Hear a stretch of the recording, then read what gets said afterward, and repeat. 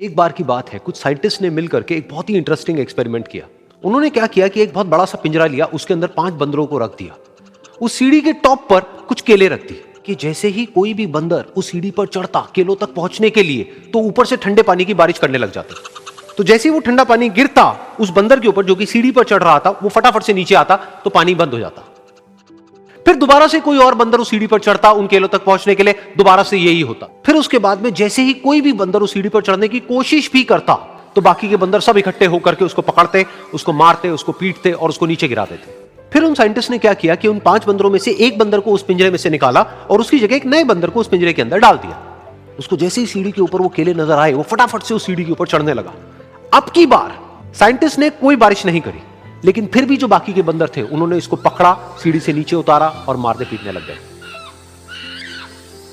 इस बंदर को समझ नहीं आया कि मेरे को क्यों मारा जा रहा है, तो उसने दोबारा कोशिश करी। जैसे ही उसने दोबारा कोशिश करी, दोबारा से उन 4 बंदरों ने वही किया।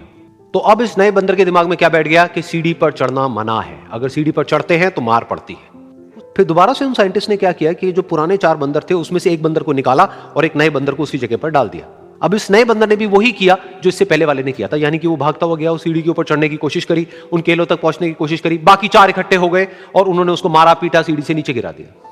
फिर साइंटिस्ट ने एक एक करके जो पुराने 3 बंदर बचे हुए थे उसमें से भी एक एक करके उन बंदरों को निकाला और उनकी जगह पर 3 नए बंदर आ गए।